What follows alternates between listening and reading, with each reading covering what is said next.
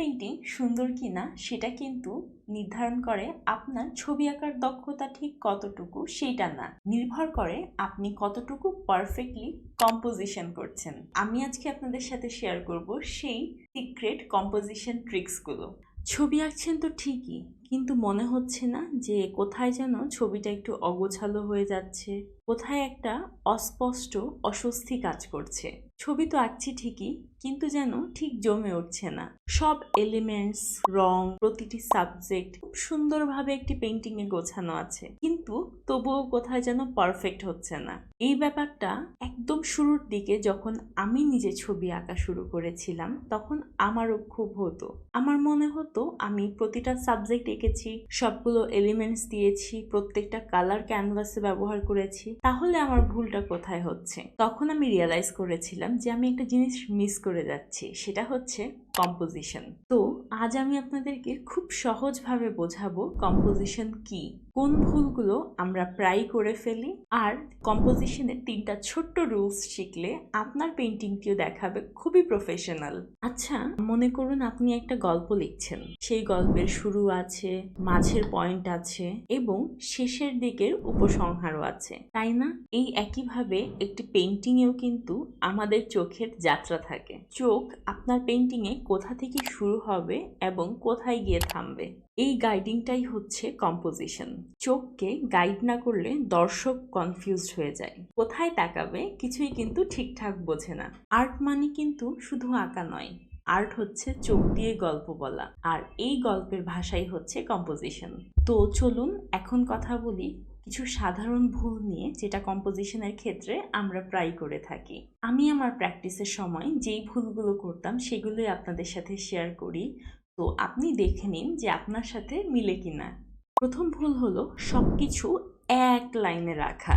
অনেকেই ভাবেন একদম কাগজের মাঝামাঝি বা ক্যানভাসের মাঝামাঝি রাখলেই বুঝি একদম পারফেক্ট হয়, এতে কিন্তু চোখ মাঝামাঝিতে গিয়ে আটকে যায়। দ্বিতীয় ভুলটি হচ্ছে অতিরিক্ত সাবজেক্ট অ্যাড করে ফেলা। একটা ছবি মানেই সেই ছবিটাতে সব সাবজেক্ট ঢেলে দেওয়া নয়। আপনি একটি ল্যান্ডস্কেপ করছেন, সেই ল্যান্ডস্কেপে আপনি একটি তেঁতুল গাছ দেখলেন, সেখানে আপনি গুনে দেখেছেন যে 100টি পাতা আছে, তার মানে কিন্তু এই না যে আপনি গুনে গুনে 100টি পাতাই আপনার পেইন্টিংয়ে করবেন।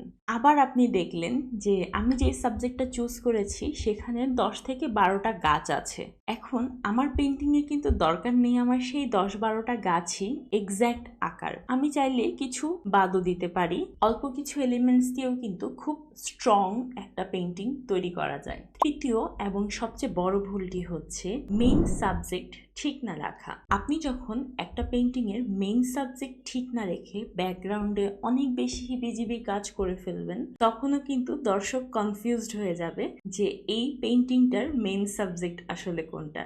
এই 3টা কম্পোজিশনের বেসিক ভুলই কিন্তু আপনার পেইন্টিং এর সৌন্দর্যটি একদম মাটি করে দিতে পারে, এবং খুব সহজেই এই 3টা ভুল এড়ানো সম্ভব। কম্পোজিশনের 3টা সহজ নিয়ম আছে, যা অ্যাপ্লাই করলে আপনার পেইন্টিংও হতে পারে খুব বেশি প্রফেশনাল।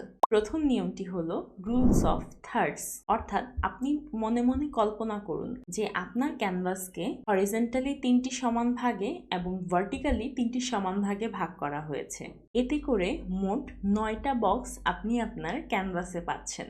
এই 9টা বক্সের 4টা কর্নার কিন্তু 4টা গোল্ডেন পয়েন্ট হিসেবে নির্বাচিত হয়, এবং এই 4টা পয়েন্টে, অর্থাৎ আমি যে গোল্ডেন পয়েন্টের কথা বললাম, এই 4টা পয়েন্টে কোনো একটা সাবজেক্ট রাখলে সেটা দর্শকের চোখে খুব বেশি আকৃষ্ট হয়। আমি যখন একদম শুরুতে যে কোনো পেইন্টিংয়ের সাবজেক্টগুলো একদম মিডলে আঁকতাম তখন খুব বেশি ফ্ল্যাট লাগতো।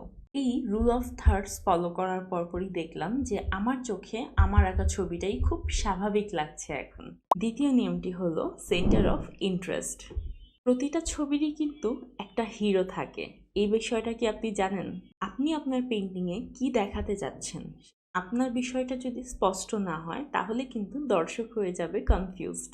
আমরা অধিকাংশ সময় একটা কমপ্লিট ছবি খুব সুন্দর করে আঁকি, একদম শুরু থেকে শেষ পর্যন্ত পারফেক্টলি শেষ করি, কিন্তু যে কোনো একটা সাবজেক্টকে কম গুরুত্ব দেওয়ার ফলে ছবিটি হয়ে যায় একদম ফ্ল্যাট। অর্থাৎ বিষয়টি আমি আরেকটু সহজ করে বুঝিয়ে বলি, যেমন আপনি একটা বাগানের দৃশ্য এঁকেছেন, সেখানে সব জায়গায় একদম টপ টু বটম আপনি খুব ডিটেইল করে নিখুঁত করে এঁকেছেন, অর্থাৎ প্রতিটি সাবজেক্টকে আপনি সমান গুরুত্ব দিয়েছেন। এই বিষয়টি যখন আমরা আমাদের পেন্টিংয়ে করি তখন আমাদের চোখ কিন্তু একদম পাজলড হয়ে যায় যে কোনটা রেখে কোনটা ধরবো। কন্ট্রাস্ট অফ ইন্টারেস্টের মূল বিষয়টাই হচ্ছে আপনাকে যে কোনো একটা সাবজেক্ট খুব ফোকাসে আনতে হবে এবং সেটাতে অন্যান্য সাবজেক্টের চেয়ে বেশি গুরুত্ব দিতে হবে, অর্থাৎ বেশি ডিটেলস করতে হবে। তৃতীয় নিয়মটি হচ্ছে negative space and balance. Negative space মানে খালি জায়গা, কিন্তু খালি মানেই কিন্তু ফাঁকা নয়। এই নেগেটিভ স্পেসটি আপনাকে সাহায্য করবে আপনার পেইন্টিংয়ের মধ্যে নিঃশ্বাস নিতে। আর ছবির ভারসাম্য, এইটা বুঝলে কিন্তু আপনি অনেক দূর এগিয়ে যাবেন।